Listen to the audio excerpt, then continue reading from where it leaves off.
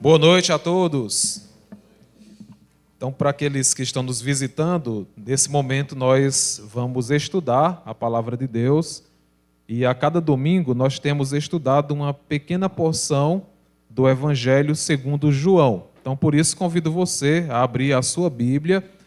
Aqueles que já são de casa possam, por favor, ajudar os nossos visitantes aí com a leitura da Escritura.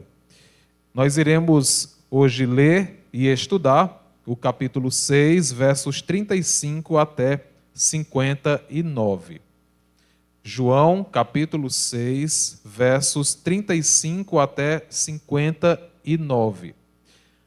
Hoje à noite nós não vamos explicar verso a verso por causa do tempo. Então, por isso que eu peço a sua atenção redobrada para a leitura que nós vamos fazer, certo? Com essa leitura será suficiente para aquilo que nós vamos explicar no decorrer da nossa exposição.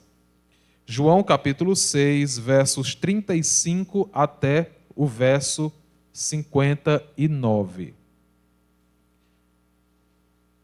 A palavra do Senhor diz assim, João capítulo 6, versos 35 até 59. Jesus respondeu: Eu sou o pão da vida. Quem vem a mim jamais terá fome, e quem crê em mim jamais terá sede. Porém, eu já disse que vocês não creem, embora estejam me vendo. Todo aquele que o Pai me dá, esse virá a mim, e o que vem a mim, de modo nenhum o lançarei fora. Porque eu desci do céu não para fazer a minha própria vontade, mas a vontade daquele que me enviou. E a vontade de quem me enviou é esta, que eu não perca nenhum de todos os que ele me deu. Pelo contrário, eu o ressuscitarei no último dia. De fato, a vontade de meu Pai é que todo aquele que vir o Filho e nele crê, tenha a vida eterna. E eu o ressuscitarei no último dia. Então os judeus começaram a murmurar contra ele, porque tinha dito: Eu sou o pão que desceu do céu. E diziam: Este não é Jesus, o filho de José? Por acaso não conhecemos o pai e a mãe dele? Como é que ele agora diz: Desci do céu? Jesus respondeu: Não fiquem murmurando entre vocês. Ninguém pode vir a mim se o Pai que me enviou não o trouxer, e eu o ressuscitarei no último dia. Está escrito nos profetas, e todos serão ensinados por Deus. Portanto, todo aquele que ouviu e aprendeu do Pai, esse vem a mim. Não que alguém tenha visto o Pai, a não ser aquele que vem de Deus. Este já viu o Pai. Em verdade lhes digo, quem crê em mim tem a vida eterna. Eu sou o pão da vida. Os pais de vocês comeram o maná no deserto e morreram. Este é o pão que desce do céu para que todo o que dele comer não pereça. Eu sou o pão vivo que desceu do céu. Se alguém comer deste pão, viverá eternamente. E o pão que eu darei pela vida do mundo é a minha carne. Então os judeus começaram a discutir entre si, dizendo: Como é que este pode nos dar a sua própria carne para comer? Jesus respondeu: em verdade lhes digo que se vocês não comerem a carne do Filho do Homem e não beberem o seu sangue, não terão vida em vocês mesmos. Quem come a minha carne e bebe o meu sangue tem a vida eterna, e eu o ressuscitarei no último dia. Pois a minha carne é verdadeira comida e o meu sangue é verdadeira bebida. Quem come a minha carne e bebe o meu sangue permanece em mim e eu permaneço nele. Assim como o Pai que vive me enviou, e igualmente eu vivo por causa do Pai, também quem de mim se alimenta viverá por mim. Este é o pão que desceu do céu. Em nada semelhante àquele que os pais de vocês comeram e, mesmo assim, morreram. Quem comer este pão viverá eternamente. Jesus disse essas coisas quando ensinava na sinagoga de Cafarnaum. Vamos orar mais uma vez? Maravilhoso Deus e Pai querido, mais uma vez estamos aqui com a Escritura aberta, suplicantes que o Teu Espírito haja nos ensinando a Tua palavra, nos fazendo mais parecidos com Jesus. E que se nessa noite há entre nós pessoas que ainda não se renderam a Jesus para a salvação, que o Senhor faça desse momento a ocasião oportuna para que isso aconteça. Que seja feita, sobretudo, a Tua vontade, e nós descansamos no Teu querer. Oramos por isso em nome de Jesus. Amém. Pois muito bem, irmãos, nós lemos uma passagem muito extensa, mas que está bem localizada em tudo aquilo que nós já temos estudado até aqui. Antes de falarmos sobre esse texto, nós já tivemos 3 mensagens que contextualizam bem essa passagem como um todo. No capítulo 6, versos 1 a 15, nós estudamos aquele momento em que Jesus opera a multiplicação dos pães e dos peixes com um indicativo messiânico. Era essa a intenção do Senhor Jesus, é essa a intenção de João, a estabelecer o evento com as palavras que ele coloca, que os discípulos, especialmente aqueles que lessem ou aqueles que ouvissem as preleções joaninas, olhassem para Jesus de Nazaré como Messias, que à semelhança do que acontece no Antigo Testamento, é aquele que provê para o seu povo. Em João capítulo 6, 16 a 21, nós estudamos que o andar sobre as águas deveria também ser uma evidência a mais da natureza messiânica de Jesus e, portanto, divina. Então, esse é o Jesus que multiplicou os pães e peixes. Não deveria haver nenhuma dúvida sobre o seu status, mas, infelizmente, o que nós vimos nos versos 22 até o verso 34, 35, o foco principal das pessoas estava apenas no suprimento material operado por Jesus. E isso acabou desvinculando o milagre providente que ele realizou do seu status de Messias. E agora eles começam a buscar em Jesus mais o aspecto material do reino do que o aspecto espiritual. O que Jesus queria, por outro lado, era que todos eles entendessem que a operação do milagre da multiplicação era um ato de autenticação e comprovação do seu status messiânico. Era isso que ele queria que acontecesse. E ao fazer isso, seria um apontamento para uma verdade superior, onde o verdadeiro alimento que satisfaz plenamente e produz resultados eternos era ele mesmo, e não apenas a sua provisão externa. É por isso que, diante dessa má compreensão daquela multidão, Jesus, agora nesse diálogo que parece um monólogo, ele acaba explicando de forma pormenorizada essas questões que não foram bem compreendidas pelos discípulos e também por aquela multidão, nos versos 35 a 58. É curioso que João, ele organiza a sua explicação em 2 partes, através do que nós já temos chamado de inclusio, que é aquela estrutura e recurso estilístico que parece uma moldura que aponta para um centro para que aqueles que observam possam dar uma atenção especial. E os inclusios poderia ser melhor organizado aí no verso 35 e no verso 48 com as frases "Eu sou o pão da vida". Então, dentro dessa moldura, né, a gente já ilustrou outras vezes com um hambúrguer, né? Então, a carne aqui seria o que está dentro, entre os 2 pães, né? O pão da vida e o pão da vida, no verso 35 e no verso 48. E no verso 49 e no verso 58, nós teríamos um segundo inclusio, que é estabelecido por João, com as seguintes frases: "Os pais de vocês comeram maná no deserto e morreram". Verso 58.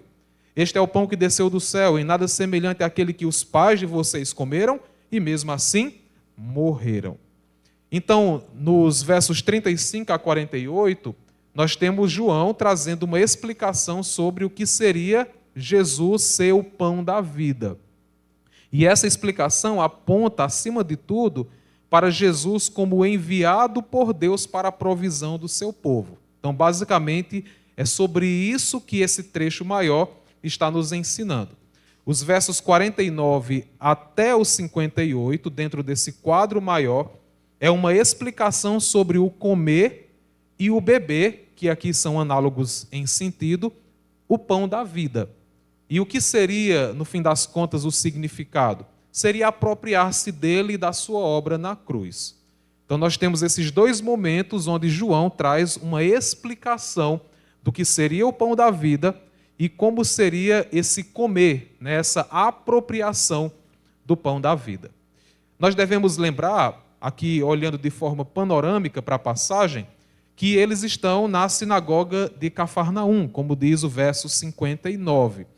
Jesus começa a falar sobre ser o pão da vida, aquele que foi enviado por Deus para realizar a obra do Pai de entregar a vida eterna a alguns indivíduos.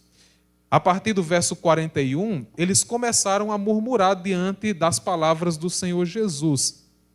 E é curioso aqui, irmãos, porque nós estamos falando sobre pessoas que acompanharam Jesus até Cafarnaum, mas também estamos falando de pessoas que estavam na sinagoga, exatamente num espaço geográfico onde Jesus morou com o seu pai e a sua mãe, Maria e José. É por isso que alguns deles, aí no verso 42, olham para Jesus se intitulando como enviado por Deus para realizar essa obra e questionam: esse daí não é Jesus, o filho de José? Por acaso não conhecemos o seu pai e a sua mãe? Como é que ele diz que desceu do céu? Para eles era muito estranho olhar para Jesus com aquele discurso, sendo que provavelmente o viram na sua juventude, ou um pouco mais do que isso, conheciam os seus pais, provavelmente nessa época José já tinha morrido, e agora ele está com um discurso que veio do céu. Então eles começam a apontar e murmurar sobre esse fato. Agora, a murmuração deles, principal, está no verso 41, que é sobre ele ser o pão que desceu do céu. E essa murmuração deles, aí no verso 43, é revelado pelo Senhor Jesus. E não parece ser apenas uma murmuração de uma reclamação com Jesus, mas parece algum tipo de argumentação que eles estão propondo aqui no verso 43, que é repreendido pelo Senhor Jesus. De tal modo que eles começam a argumentar que essa coisa de comer o pão da vida, de receber o enviado de Deus para ter a vida eterna, parece um tanto estranho sobre aquilo que eles tinham aprendido já durante tanto tempo. É por isso que faz mais sentido as palavras de Jesus no verso 44, dizendo para eles: olha, parem de ficar aí debatendo, conversando entre vocês. Ninguém pode vir a mim se o Pai que me enviou não o trouxer. Então vocês podem aí debater, argumentar, mas só vem a mim mesmo, independente do que vocês estão dizendo, se o Pai trouxer. E além do mais, eu vou ressuscitar essas pessoas no último dia. E aí ele traz uma citação do livro de Isaías, capítulo 54, verso 13, que diz respeito à era messiânica, onde as pessoas seriam ensinadas por Deus, não teriam uma dependência como nessa época de alguém que lesse, alguém que explicasse, mas seria uma era diferente, onde as pessoas conheceriam a Deus.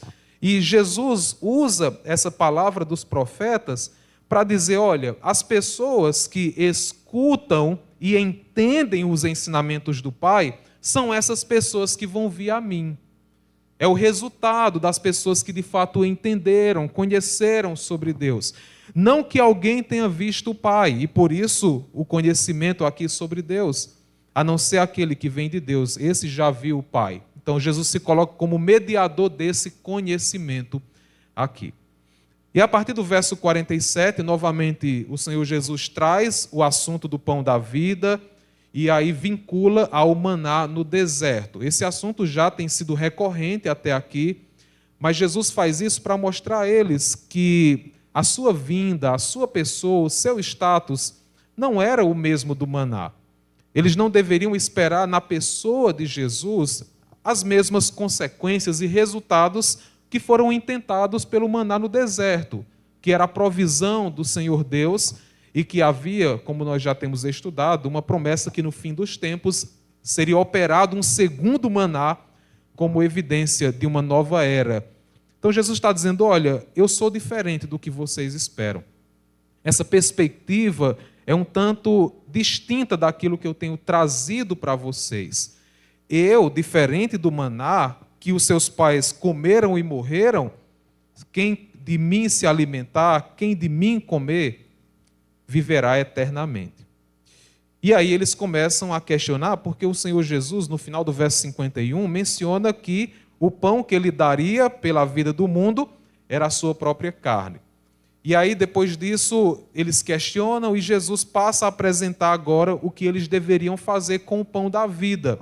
E ele fala sobre comer a sua carne e beber o seu sangue.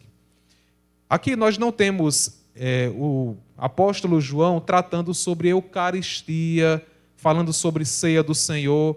Embora a ceia do Senhor que nós realizamos, esse ato litúrgico, ritualístico, acontecesse na época em que João escreveu, nós temos aqui o fundamento da ceia do Senhor.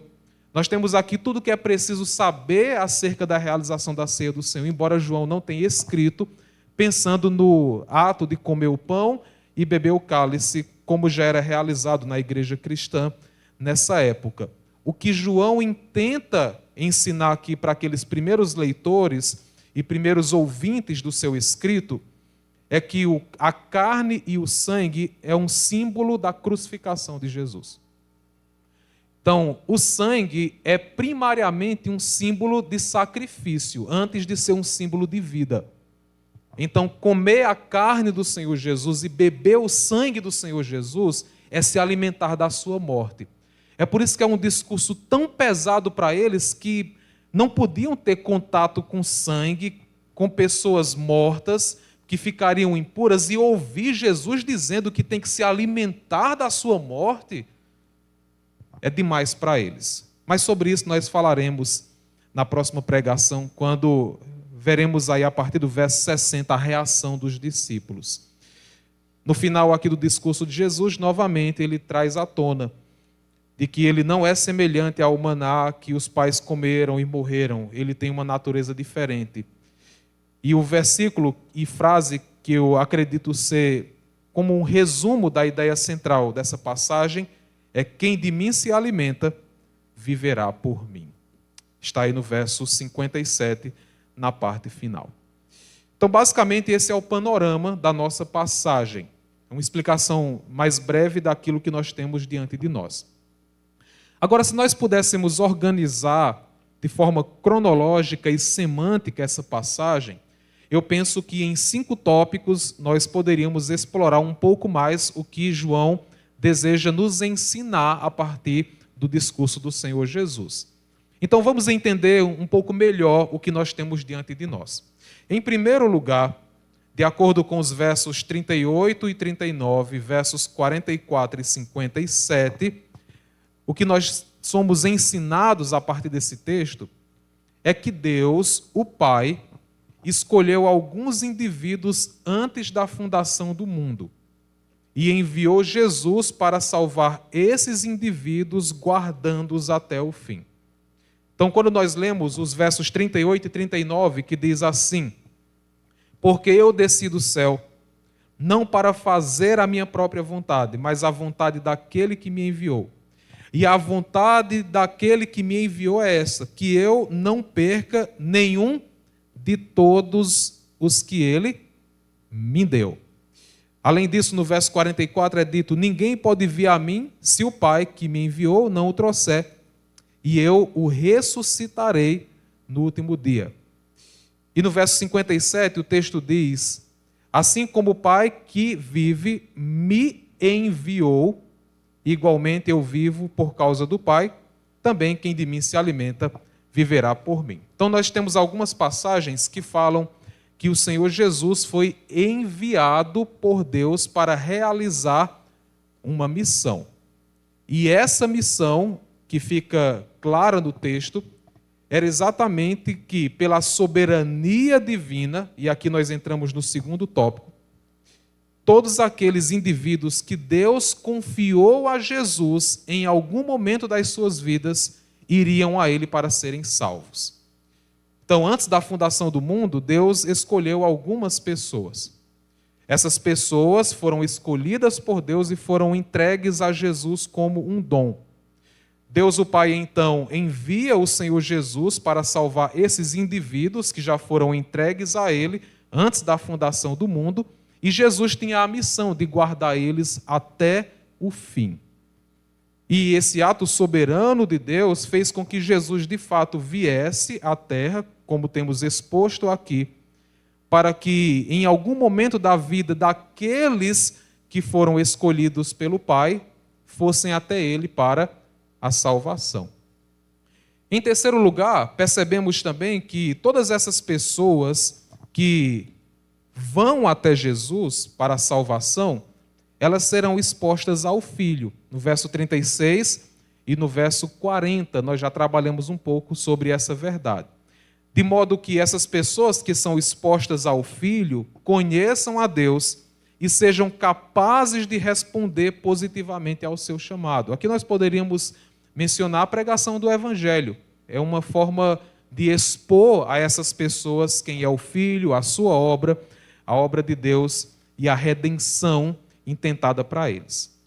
E aí a soma dessas duas realidades, tanto a soberania de Deus, que elege pessoas, e a responsabilidade humana, que precisa decidir por esse chamado que é feito para eles, produz os resultados pretendidos pelo Pai. Ou seja, as pessoas vão até Jesus, creem nele e se alimentam da sua vida. E aqui nós temos 3 usos que são sinônimos. E eu convido você a observar em algumas passagens. No verso 35, nós percebemos que ir até Jesus e crer nele estão em paralelo. Olha o que é que diz o texto, verso 35. Eu sou o pão da vida. Quem vem a mim jamais terá fome. E quem crê em mim jamais terá sede. Então, não ter fome, não ter sede, aqui monta um paralelo sobre um mesmo sentido. O que nos faz observar a ida a Jesus e a crença nele como também sentidos paralelos. O texto diz no verso 35 e no verso 40 que quem crê em Jesus tem a vida eterna. E é por isso que quando nós olhamos nos versos 50, 51, 53, verso 35, 44, muitas outras passagens, nós percebemos que o comer e o ir até Jesus também produz vida eterna. Então, é por isso que crer, comer e ir até Jesus é como se fosse a mesma coisa, o mesmo sentido aqui na passagem. De um modo que essa ida até Jesus, que o texto menciona, essa busca por Jesus, é uma busca que já está envolvido um desejo pela salvação, pela redenção, pela reconciliação. É a pessoa que já vai diante dele para comer dele, se apropriar da sua obra, se apropriar de quem ele é. E é por isso que nós vemos aí a diferença que nos é dita no verso 36, que existem algumas pessoas que até são expostas a ele, algumas pessoas que viram o Senhor Jesus, mas que a crença não foi estabelecida. E é por isso que, por inferência, todos aqueles que, embora tenham visto e sido expostos a Jesus, não creem, não vão e não comem dele, é uma evidência momentânea ou definitiva de que não pertencem a Deus. Em outras palavras, o que nós estamos estabelecendo aqui é que Deus tem, de fato, os seus eleitos. Ele elegeu pessoas para a salvação. E por ter elegido essas pessoas em algum momento da sua vida vão ouvir a sua voz, vão atender o seu chamado e vão se tornar ovelha do seu pastoreio. Não é exatamente isso que diz em João 10? Passe um pouco, por favor. João 10, versos 26 e 27. O texto diz assim. João, capítulo 10, verso 26 e verso 27. Mas vocês não creem, falando sobre alguns opositores a ele, porque não são das minhas ovelhas. As minhas ovelhas ouvem a minha voz, eu as conheço e elas me seguem. Então, a perspectiva de Jesus é que as pessoas que ouvem a sua voz e não respondem positivamente ao seu chamado para a salvação, para a crença, para comer dele, se apropriar dele e da sua obra, é porque não fazem parte do seu pastoreio. Não foram chamados preventivamente, no sentido de anteriormente, antes da fundação do mundo, para serem salvos. Irmãos, talvez essa doutrina ela seja um tanto chocante para alguns, né, quando se fala sobre eleição. Agora imagine um pai e uma mãe, cristãos sérios, possuem 2 filhos, um rapaz e uma moça. Os 2 foram criados sob os mesmos cuidados, gozam de saúde plena e possuem boas condições de vida. Ambos já são adultos e desde criança são expostos ao Evangelho de Jesus Cristo. Mesmo assim, a moça é crente em Jesus Cristo, mas o rapaz não. Nunca houve qualquer coação, os pais nunca empurraram e obrigaram eles a crer, e também nunca houve desleixo dos pais quanto a eles. Imaginemos que essa condição se estende até o fim da vida. Temos, portanto, uma jovem que foi salva e um rapaz que foi condenado. Em uma ótica puramente humana, é difícil explicar por que houve essa diferença de destinos. Não é verdade?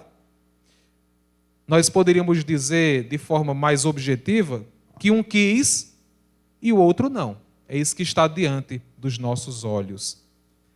Mas na ótica puramente divina, aconteceu o que Jesus está nos ensinando aqui. A moça foi dada pelo pai ao filho, enquanto o rapaz não. É isso que nós temos. Por isso que eles responderam ao chamado de Deus de forma diferente. E aí você pergunta, pastor, mas por que isso acontece? A resposta é, não sei. Deus é soberano e tem seus motivos inacessíveis à mente humana. É por isso que eu prefiro falar mais da realidade que nos cabe, da responsabilidade humana. E para isso eu convido quem sabe falar sobre esse assunto com excelência, Charles Haddon Spurgeon. Em um sermão pregado no dia 2 de setembro de 1855, na capela New Park Street, na Inglaterra, ele disse o seguinte: não obstante, há alguns que objetam, é muito difícil aceitar que Deus tenha escolhido alguns e tenha deixado outros. Ora, é por esta altura de minha exposição que desejo fazer a vocês uma indagação. Há algum de vocês aqui que deseja ser santo, que deseja ser regenerado, que deseja abandonar o pecado e andar em santidade? E alguém poderia responder, sim, eu quero. Pois muito bem. Nesse caso, Deus escolheu a esse alguém. Mas eis que uma outra pessoa talvez replique, não, eu não quero ser santo e nem quero resistir aos pecados, não quero desistir das minhas paixões e dos meus vícios. Neste último caso, retruco, por que então você fica aí se queixando do fato de que Deus não o escolheu? Pois se você tivesse sido escolhido, não estaria apreciando o fato de ter sido eleito de acordo com sua própria confissão. Se Deus lhe tivesse escolhido para a santidade, ainda nesta manhã, como diz lá no sermão, você teria acabado de afirmar que não se importaria nem um pouco com isso. Irmãos, a eleição divina cabe a Deus. Mas a resposta ao chamado geral do Evangelho cabe a todos nós. É por isso que nós temos na Escritura, inclusive nessa passagem, muitos benefícios gloriosos que são apresentados para aqueles que, para além dessa discussão, decidem crer no Senhor Jesus, como acontecia aqui. E o primeiro benefício que nós percebemos é a vida eterna. No verso 40, logo no início aí, o texto diz: a vontade de meu Pai é que todo aquele que vir o Filho e nele crê, tenha a vida eterna. Quando falamos sobre vida eterna, nós estamos falando mais do que existir indefinidamente. Nós estamos falando e tratando sobre a transição da condenação para a aceitação e da morte para a vida. É isso que nós estamos falando. Aqueles que se rendem a Jesus, aqueles que confessam os seus pecados, aqueles que buscam auxílio, consolo e abrigo em sua obra, poderão deixar imediatamente de serem condenados ao inferno para receberem a aceitação de Deus. A reconciliação tão desejada e tão necessária. São exatamente esses que se rendem a Jesus, que creem nele, que vão até ele, que passam da morte para a vida. Quem não lembra de Paulo escrevendo aos Efésios e dizendo que as pessoas que já creram em Jesus antes estavam mortas em seus delitos e pecados. São mortos ambulantes, como o próprio Senhor Jesus diz em uma das suas preleções. Então não resta para um morto senão o destino da morte, a morte eterna, ao menos que essa pessoa se renda a Jesus, creia nele e passe a ter vida. Porque essa vida eterna que começa aqui é uma antecipação do banquete final da ressurreição, onde todos poderão comer diante do nosso Senhor e Rei Jesus para todo sempre. Se você quer ficar discutindo sobre o porquê de uns serem eleitos e outros não, ao invés disso, é melhor pensar nos benefícios de se render a Jesus. E, de certa forma e consequentemente, confirmar que Deus um dia foi misericordioso com você nos tempos eternos. Agora, além disso, um segundo benefício que vemos no verso 37, também versos 55 e 56, é a segurança da salvação. Jesus não só salva, e só aqui de somente, mas Jesus salva e assegura essa pessoa de que ela não vai se perder. Falar sobre segurança de salvação é falar sobre permanecer em Jesus e continuar identificado com Ele.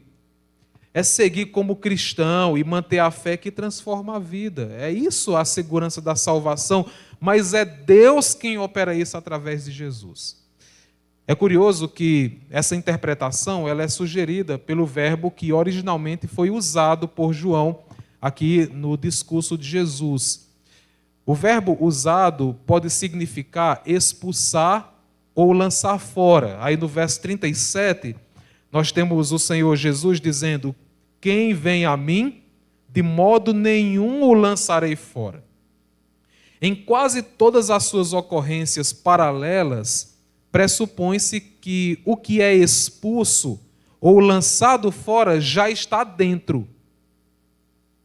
Por isso que nós até poderíamos dizer que o significado dessa passagem, desse verso, é como se Jesus dissesse: aqueles que vêm a mim, verso 37, esses que se entregam a mim, esses que comem da minha carne, bebem do meu sangue, esses que de fato creem na minha obra, eu certamente manterei dentro. Dentro de quê? Dentro dele mesmo, dentro da sua obra, dentro da sua salvação. É por isso que ele não expulsa, é por isso que ele não lança fora. E a ele foi dada a missão exatamente de guardar essas pessoas. Se alguém pudesse se entregar verdadeiramente a Jesus, receber do Pai graciosamente a salvação eterna e ainda assim perder essa salvação que foi entregue àquela pessoa pela obra sacrificial de Jesus, seria uma frustração cósmica. O Filho de Deus não foi capaz de guardar aqueles que o Pai escolheu. O Filho de Deus falhou na sua missão. Ele deveria ter guardado essas pessoas, ele deveria ter cuidado delas, ele deveria ter, ao final de tudo, entregado ao Pai, mas ele não conseguiu. É nesse Jesus que você acredita? Eu prefiro acreditar no Jesus que diz: aqueles que vêm a mim, eu certamente manterei em mim.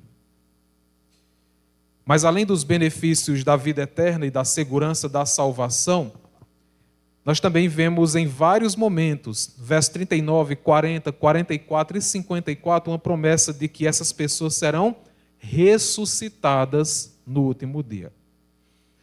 O evento da ressurreição, voltado aqui para todo o povo de Deus, desde o Antigo Testamento, é tratado no Novo Testamento em duas etapas. Os crentes em Jesus vão ser arrebatados, essa seria uma primeira etapa da ressurreição, e os santos do Antigo Testamento, na volta de Jesus para estabelecer o milênio, também completa essa segunda etapa, de uma só ressurreição prometida ao povo de Deus. Então, quando Jesus usa nesse momento a expressão ressurreição no último dia, ele se refere à realização completa dessa bênção para o povo de Deus. Então, o que Jesus está dizendo é que as pessoas que vão até Ele, que creem nele, que se apropriam da sua obra, recebem a vida eterna, não serão lançados fora e na ressurreição final serão abençoados com a transformação dos seus corpos para viverem para sempre na presença bendita de Deus. Essa é a promessa que nós recebemos. Essa é a promessa que foi ancorada na obra do Senhor Jesus. Essa é a promessa que nós temos que acreditar, que um dia seremos ressuscitados. Mas há um terceiro benefício. Esse benefício aparece no verso 35, 55, 56, 57, que fala sobre a plenitude de vida. No verso 35, por exemplo, nos é dito que quem vai a Jesus jamais terá fome e quem crê nele jamais terá sede. No verso 55 e 56 é dito que a minha carne é verdadeira comida, o meu sangue é verdadeira bebida, quem come a minha carne e bebe o meu sangue permanece em mim e eu permaneço nele. Assim como o Pai que vive me enviou, igualmente eu vivo por causa do Pai. Também quem de mim se alimenta, viverá por mim. É plenitude. A permanência de Jesus no crente representa sua identificação por meio de ajuda, de bênção, vida, presença pelo Espírito. Aqui não está falando sobre uma relação de confiança e transformação mútua. Não é isso que João está falando. Ele está falando que aqueles que vão até Jesus, que se apropriam da sua obra, que creem nele, terão uma vida plena. E agora, citando o D.A. Carson, que é um teólogo que nós temos usado também para as exposições, ele diz o seguinte, eu peço a sua atenção para a citação dele sobre esse ponto aqui. Ele diz o seguinte, a pessoa faminta e sedenta que vem a Jesus tem sua fome satisfeita e a sua sede saciada. Isso não significa que não haja necessidade de contínua dependência dele, de contínua alimentação por parte dele. Significa que não há mais aquele vazio íntimo que havia por ocasião do encontro inicial com Jesus. A saciedade completa ocorre quando aqueles que lavaram suas vestes no sangue do Cordeiro estão diante do trono de Deus e ouvem o oráculo. Nunca mais terão fome, nunca mais terão sede, como diz Apocalipse capítulo 7, versos 14 a 16. Essa é a promessa do Senhor Jesus quando ele se identifica como o pão da vida e para que todos aqueles que comessem dele jamais teriam essas necessidades. É um trecho muito amplo, é um trecho que tem muitas verdades, que tem muita informação, mas eu penso que até aqui o que nós poderíamos extrair dele para essa exposição é o suficiente. Agora, a pergunta que fica para nós é o que nós podemos aplicar de forma prática através da explicação que nós vimos dessa passagem. E eu quero apenas abordar 3. A primeira diz respeito à doutrina da eleição divina, mais uma vez. Tem muitas pessoas que, de fato, têm muito preconceito com ela por conta exatamente de uma má compreensão do que ela significa. Mas se for bem entendida, com honestidade, se for bem entendida com bom senso, traz mais benefícios do que malefícios e dúvidas.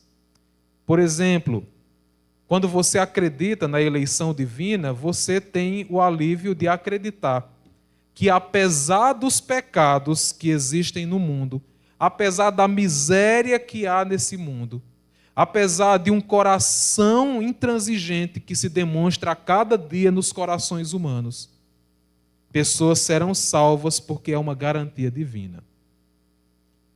Nem todos estão perdidos e nem todos vão continuar perdidos, embora deveriam estar. Isso é ou não é uma palavra de ânimo para nós? Você olha para o mundo. Se dependesse apenas da capacidade dos seres humanos, nós teríamos crentes nesse mundo? A gente vê o mal aumentando a cada vez. Isso já acontece desde lá de Gênesis. A maldade do coração humano vai aumentando a cada vez mais. O distanciamento de Deus, o desprezo pela palavra de Deus. Como é que essas pessoas podem se auto-redimir? Buscar a Deus por conta própria? Se não houver uma ação sobrenatural de Deus, todo mundo estaria perdido desde Adão e Eva. Mas é exatamente porque Deus decidiu eleger pessoas que nós temos a certeza dessa garantia divina que nem todos estão perdidos. E nós somos a evidência disso. Isto posto, nós temos também a confiança na obra missionária. Porque sabemos que em vários lugares do mundo tem eleitos de Deus que precisam ser revelados.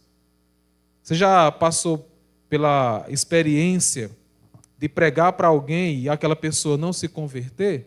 Não é angustiante, né?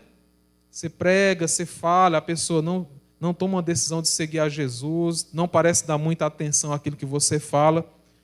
E essa é uma resposta que parece ser compartilhada pela maioria das pessoas que nós falamos. Então, vamos ser sinceros.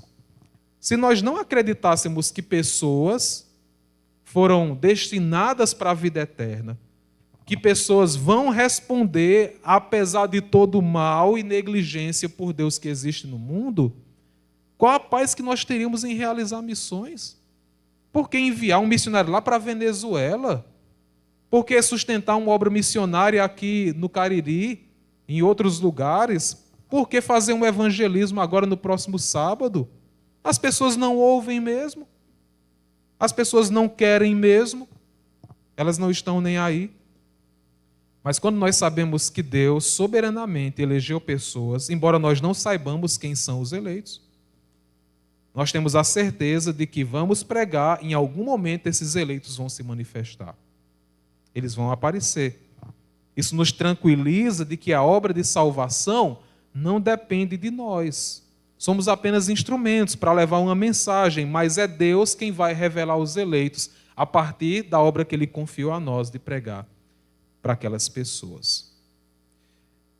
E eu gosto muito da doutrina da eleição porque nos esquiva do orgulho de achar que a adoração é para nós. A adoração de eu ter me arrependido, de eu ter crido, foi eu quem decidi por Jesus e ponto final. Eu não precisei que ninguém me ajudasse ou me impulsionasse para isso. Tem muitas pessoas orgulhosas que pensam assim. A decisão foi minha, foi eu que decidi, ninguém me... Como se na realidade sobrenatural e soberana de Deus, nada tivesse acontecido. Mas Paulo diz, não ignore que até o arrependimento que nós temos vem de Deus. Então, será que antes de você se arrepender, você que é crente, antes de você se arrepender, de você crer em Jesus, você acha que você tinha forças para mudar esse quadro por você mesmo? Ou será se houve um impulsionar divino, uma ação, uma regeneração por trás que desembocou em uma crença sincera por Jesus? É por isso que, no fim das contas, a adoração tem que ser de Deus, porque a salvação é uma obra de Deus, não é uma obra do homem. E para que tudo fique bem casado, bem alinhado, foi necessário que ele elegesse pessoas antes que o mundo fosse formado. Agora, nós também temos, em segundo lugar, um grande motivo de celebração. Não apenas pela eleição, que já é um grande motivo de celebração para todos nós, mas também pela doutrina da segurança da salvação. Irmão, se tem uma coisa que se tornou muito marcante e que impulsionou boa parte da reforma protestante, foi a agonia daqueles que se diziam fiéis a Deus, mas que não tinham certeza da sua salvação.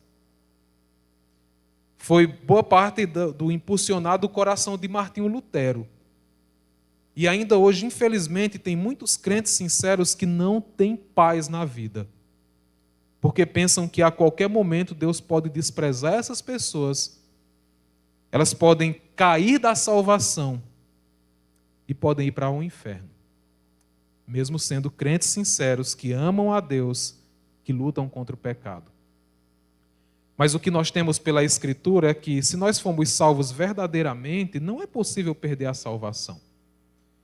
Pastor, mas eu conheço pessoas que eram da igreja. Ei, eu não estou falando de ser da igreja.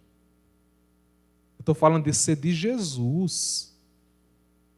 Pastor, mas eu conheço pessoas que estavam desviadas e voltaram. Tudo bem, a experiência da pessoa ela é muito única. Você não tem como julgar se aquela pessoa ela era salva, perdeu a salvação e voltou novamente, como se ficasse tudo muito claro para nós por causa da experiência daquela pessoa. Pode ser que ela tenha saído sem ser crente e agora volte como uma crente de verdade. Ou pode ser que de fato tenha sido crente e tenha caído mesmo no pecado e se arrependido e voltado para o Senhor. São especulações, mas o que nós temos de dados da Escritura é que alguém que verdadeiramente foi salvo não perde a sua salvação. O problema é que tem muitas pessoas que de fato não foram salvas de verdade, caem no pecado e só representam com as suas ações aquilo que já está em seu coração. Não tem como alguém se desviar do caminho se nunca esteve no caminho. Não tem como. E é por isso que uma doutrina como essa deve gerar confiança e lançar fora todo o medo que tem em nosso coração. Meu irmão e minha irmã, se você é crente em Jesus verdadeiramente, você não será lançado fora. Não será. É uma promessa do Senhor Jesus. Mas é claro que uma promessa como essa também deve trazer sobre nós grande temor. O temor de observar o nosso coração se de fato foi um coração regenerado, transformado, que ama a Deus. Ou se é apenas um coração religioso. Um coração que criou ídolos no coração. Que é apenas uma vida marcada por tradições espirituais, mas não uma vida que de fato foi transformada por Jesus. Em terceiro lugar, e com isso eu finalizo, se você é um crente em Jesus Cristo, você poderá se alegrar com todos os benefícios que estão disponíveis nele. Você tem que se alegrar nisso. Por exemplo, a vida eterna. Meu irmão, minha irmã, não tem coisa mais incrível do que saber que nós, além de não termos mais fim, no sentido espiritual, de que a morte não é o nosso fim. Nós sabemos que um dia poderemos morrer, mas que nós temos a esperança real da vida após a morte para sempre com Deus, deve ser esse motivo de festa todos os dias em nosso coração. É motivo de paz para nós, de esperança, de regozijo. você tem a vida eterna. Creia nisso, se alegre com isso. São dos muitos benefícios que encontramos no Senhor. Além disso, nós vimos aqui a ressurreição. As suas dores, as suas limitações físicas têm prazo de validade, sabia disso? Se você é crente em Jesus e lamenta tanto a degeneração do corpo, da mente, se você sofre em ver parentes e amigos morrendo, se você olha para o seu próprio corpo e percebe que as coisas não estão tão boas como no início era da vida, se você tem agonias no coração de saber que vai envelhecer e um dia vai padecer fisicamente a morte, lembre que a ressurreição é uma realidade. E nós devemos nos alegrar com essa grande verdade. Um dia seremos ressuscitados. Mas também a plenitude de vida. Essa semana mesmo já ouvi de pessoas que estavam tristes em sua casa, em seu trabalho, vazias no coração.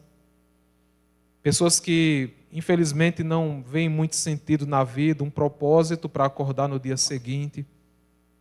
Pessoas que tentam preencher com muitas coisas, seja viagem, sejam presentes, seja dinheiro, seja trabalho, seja tantas coisas, relacionamentos.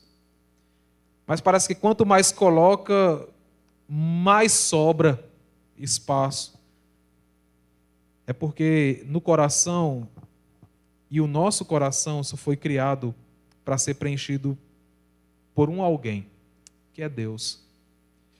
E quando nós cremos em Jesus, quando nós nos entregamos a Ele, nos apropriamos da sua obra, o vazio do nosso coração ele é preenchido. Nós somos satisfeitos em Deus e podemos viver com sentido e propósito nessa vida. Apenas quando isso acontece. Agora, infelizmente, aqueles que ainda não são crentes em Jesus não podem desfrutar desses benefícios da graça de Deus. Não podem. Até que comam do pão da vida, que é Jesus Cristo. Então, se você está aqui hoje e você não é crente em Jesus Cristo, nesse exato momento você não pode desfrutar desses benefícios.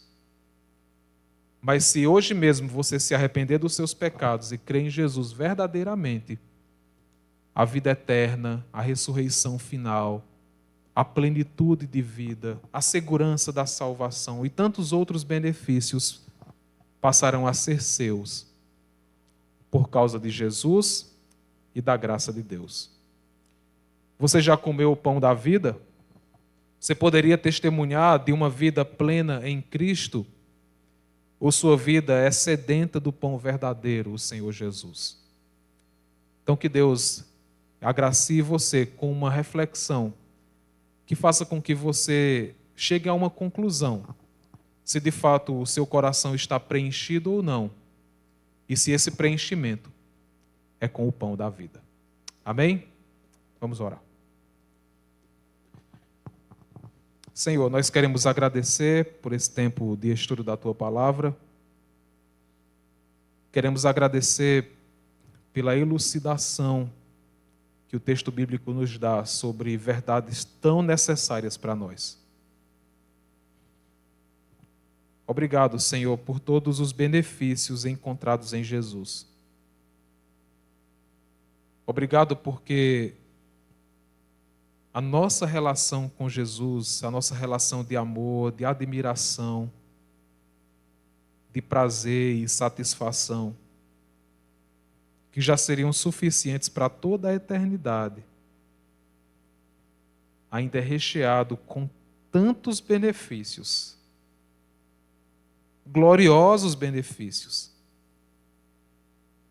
Somos imerecedores da Tua salvação, quanto mais dos benefícios dela.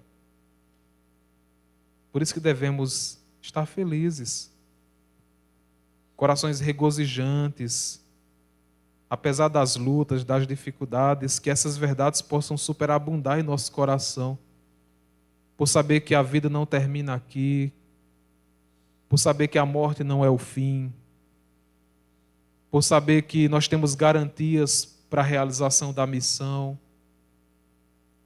para saber que o nosso coração não precisa ser sedento o tempo todo por aquilo que perece, por aquilo que é fruto da nossa vaidade e orgulho, mas que seja um coração preenchido pela verdade do Evangelho, que seja um coração preenchido por aquele que de fato pode preencher, o Senhor. Que nessa noite, todos nós, crentes no Senhor, por Tua graça, possamos nos apropriar dessas verdades.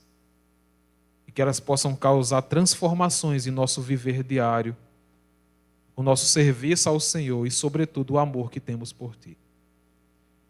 Mas também que nessa noite, aqueles que não são crentes em Jesus, que possam encontrar refúgio nele.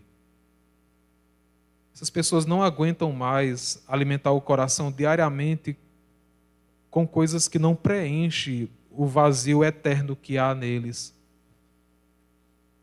Essas pessoas estão cansadas certamente de viver uma alegria ilusória, que é fruto de um mundo pecaminoso, de propostas da carne. Essas pessoas vivem enganadas sem serem expostas às consequências de uma vida sem Deus. Por isso suplicamos que a Tua graça possa alcançar esses corações essa noite.